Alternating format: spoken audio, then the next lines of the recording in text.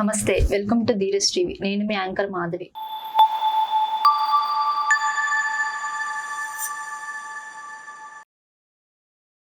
ప్రస్తుతం మనతో పాటు ఉన్నారు quantum healing yoga chancellor sir. నమస్తే సార్. నమస్తే మేడం. సార్, హార్ట్కి సంబంధించినటువంటి జబ్బులను మన క్వాంటమ్ హీలింగ్ యోగా ద్వారా క్యూర్ చేస్తామనేసి జూలై 15కి ఒక క్లాస్ కండక్ట్ చేయడం జరిగింది సార్. సో ఆ గుండె జబ్బులకు సంబంధించినటువంటిది క్రాప్ సర్కిల్స్ ఉన్నాయి కదా సార్. సో వాటి ద్వారా హార్ట్కి రిలేటెడ్ ఉన్న ప్రాబ్లమ్స్ ఎలా క్యూర్ అవుతాయి సార్? సో ఒక్కసారి క్లాస్లో చెప్పబోతున్నారు కదా, దాని గురించి బ్రీఫ్గా ఎక్స్ప్లెయిన్ చేయండి. ఓకే, ఇక్కడ మనం హార్ట్ డిసీజ్ కావచ్చు, ఇంకా ఏదైనా మొండి వ్యాధి కావచ్చు, ఇంకేదైనా కూడా prolonged disease are incurable disease అని పేరు పెట్టండి మీరు, ఏదైనా కావచ్చు. మనం ఆ యాంగిల్లో చూడడం ప్రాబ్లమ్ని we see it from the energy angle.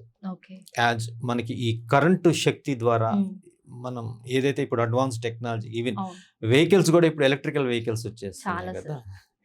So ఈ ఎలక్ట్రిసిటీని మనకి ఇచ్చిన మహానుభావుడు నికోలా టెస్లా. ఆయన చెప్పిన ఈవిఎఫ్, ఈ విశ్వంలో ఉన్న రహస్యాలని మనం అర్థం చేసుకోవాలి అంటే ఎనర్జీ భాషలో, వైబ్రేషన్ భాషలో, ఫ్రీక్వెన్సీ భాషలో అర్థం చేసుకోవాలి.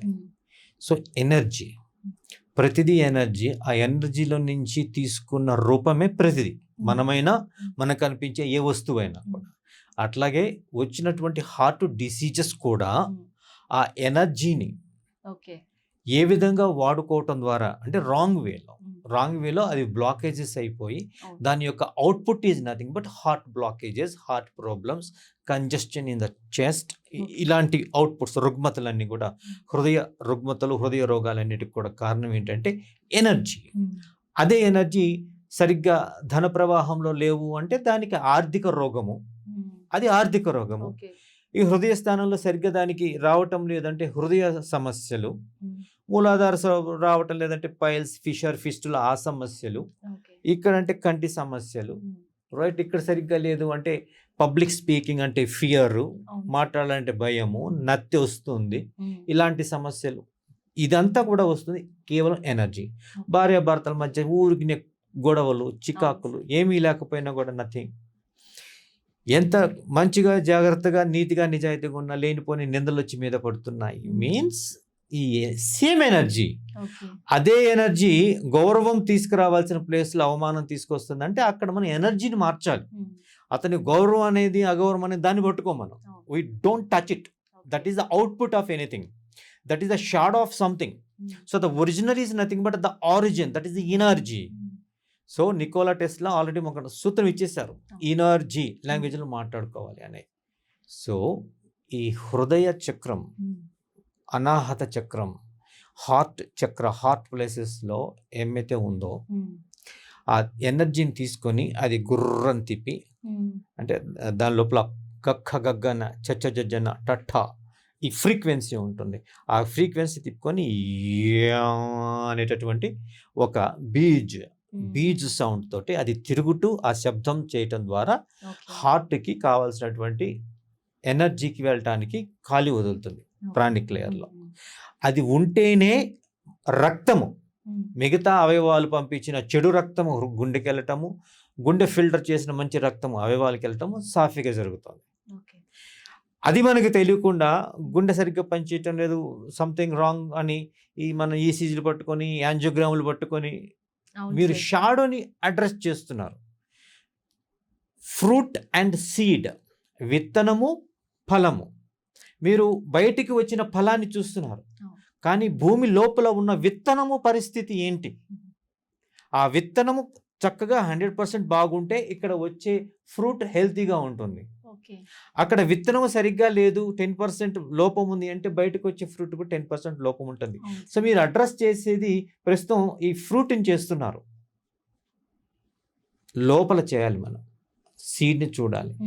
దానికే ఇప్పుడు అమెరికాలో హార్ట్ మ్యాథ్ ఇన్స్టిట్యూట్ అనే ఒక సంస్థ ఎలాంటి సైంటిఫిక్ పరికరాలను కనిపెడుతుంది అంటే ఈ విధానాల ద్వారా క్యూరింగ్ అవుతుంది, ఎట్లాగా అవుతుంది. కానీ వైజ్ఞానిక ప్రపంచం ఒప్పుకోవాలంటే దానికి సైంటిఫిక్ మెథడ్స్ చూపించాలి. అది చూపించే ప్రయత్నం హార్ట్ మ్యాథ్ ల్యాబ్స్ వాళ్ళు చేస్తున్నారు అనమాట. ఒక ఉదాహరణ మీకు చెప్తాను. క్యాన్సర్ పేషెంట్స్ ఉన్న వాళ్ళు, క్యాన్సర్ ఒక 100 మందిలో ఫర్ ఎగ్జాంపుల్ ఒక 60 మందికి క్యాన్సర్ ఉంది అనుకుందాం. ఓకేనా? 60 మంది పేషెంట్స్ని తీసుకున్నారు, క్యాన్సర్ పేషెంట్స్ని. మిగతా ఒక 40 మంది హెల్దీ వాళ్ళని తీసుకున్నారు. ఈ 60 మంది యొక్క ఎలక్ట్రోమాగ్నెటిక్ ఫీల్డ్, ఆరా అంటారు. ఇప్పుడు మనం జీవించి ఉన్నాం, మాట్లాడుతున్నాం, మీరు మాట్లాడేది నాకు అర్థమవుతుంది, మళ్ళీ నేను స్పందిస్తున్నాను, మీరు ప్రతిస్పందిస్తున్నారు. ఈ ప్రాణం ఎనర్జీ ఎట్లా అవుతుందంటే మనలో ఒక ప్రాణశక్తి ఉంది. అది హృదయం నుంచి నలుమూలల బయటికి చొచ్చుకొని వస్తుంది, శరీరాన్ని దాటి చొచ్చుకొని ఒక 5 అడుగులు వెడల్పులో ఉంటుంది. అంత పవర్ అనేది ఉంటుంది. అందుకే మనం కొంతమంది మనుషుల దగ్గరికి వెళ్ళినప్పుడు తెలియకుండా చికాకు పడిపోతాం, చూడం. ఇది వైబ్ సెట్ కావట్లేదు అంటుంటాం. కొంతమందికి తెలియకుండానే అట్రాక్ట్ అవుతాం, ఇంకొంతసేపు మాట్లాడితే బాగుండు అంటున్నాం. సో ఆరా మ్యాచింగ్, ఆరా. సో మన హృదయంలో నుంచి ఆ వెలుగు మొదలై ఒక మణి, ఒక వజ్రంలాగా కౌస్తుభ, రైట్, క్షీరసాగర మదనంలో ఒక కౌస్తుభ వచ్చింది. అందుకే విష్ణు సహస్రనామాల్లో కౌస్తుభ ధరాయ నమః అంటారు కదా, కౌస్తుభ ధరాయ నమః. ఆ వచ్చిన డైమండ్ లాంటిది గుండెలో ఉంది. ఆ గుండెలో నుంచి వెలుగు శరీరాన్ని చొచ్చుకొని ఒక 5 అడుగుల వరకు కూడా విస్తరిస్తుంది అనమాట. ఓకే, ఈ వెలుగుని విస్తరింప చేసుకోవటానికి విధానాలు ఎలా ఉపయోగపడుతున్నాయి అని సైంటిఫిక్గా వైజ్ఞానిక ప్రపంచం కోసం చెప్పడానికి హార్ట్ మ్యాథ్ ల్యాబ్ వాళ్ళు మంచి ప్రయత్నాలు చేస్తున్నారు, మంచి పరికరాలు కనిపెట్టారు కూడా. ఈ 100 మంది మనుషుల్లో 60 మంది పేషెంట్స్లో వాళ్ళ ఈఎంఎఫ్ ఫీల్డ్ రాంగ్గా ఉంది. అంటే తెల్లగా వెలుగుగా ఉండాల్సిన చోట ఒక మచ్చలు, ఒక నల్లటి బూడిదలాగా కనిపించింది. ఓకే, క్యాన్సర్ ఉంది, డన్. వీళ్ళతో పాటు ఇంకొక 10 మందికి కూడా నల్లగా కనిపించింది. అంటే విధానం రాంగా, వాళ్ళు ఆరోగ్యంగానే ఉన్నారు కదా.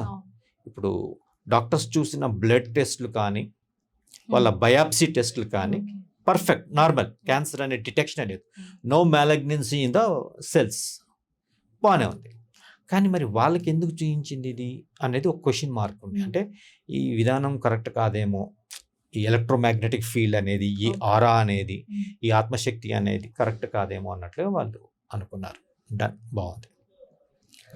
కొన్ని సంవత్సరాల తర్వాత ఎవరికైతే మిగతా వాళ్ళకి ఆ ఈఎంఎఫ్లో ఆ తెల్లటి ఆత్మలో నల్లటి మచ్చలు కనిపించాయో వాళ్ళకి క్యాన్సర్ ఉంది అని మెడికల్ ప్రపంచం డయాగ్నోస్ చేసి నిరూపించింది. సో శరీరంలోకి రావటానికి ముందే ఎలక్ట్రోమాగ్నెటిక్ బయోఫీల్డ్లో ఆ రోగం అనేది స్టార్ట్ అయ్యింది. అది మెడికల్ ప్రపంచానికి కళ్ళకి తెలియటానికి, బ్లడ్ టెస్ట్ ద్వారా చేయడానికి, బయటపడటానికి చాలా రోజులు పట్టింది. సో ఇప్పుడు మనం శరీరాన్ని పట్టుకొని శరీరాన్ని కోసి ముక్కలు ముక్కలుగా దాన్ని అతికిచ్చి అది చేద్దామా, లేదు అంటే ఓకే దాన్ని చేసేసి శస్త్రచికిత్స ద్వారా దాని యొక్క రూట్ దగ్గరికి వెళ్ళి ఆ ఎలక్ట్రోమాగ్నెటిక్ ఫీల్డ్ని ఆరా క్లీనింగ్ చేసి, ఆరా స్ట్రాంగ్గా చేసి ఇలాంటి రుగ్మత రెండోసారి రాకుండా చేద్దాం, ఏది కరెక్ట్? సో మన క్వాంటమ్ హీలింగ్ యోగాలో ఈ క్రాప్ సర్కిల్స్ అనేవి కొన్ని ఉన్నాయి, రైట్. అది పంటలని పండించడానికి ఒక తెలియని అతీత శక్తులు ఏవో అవి మనకి యంత్రాల్లాగా ఇచ్చాయి.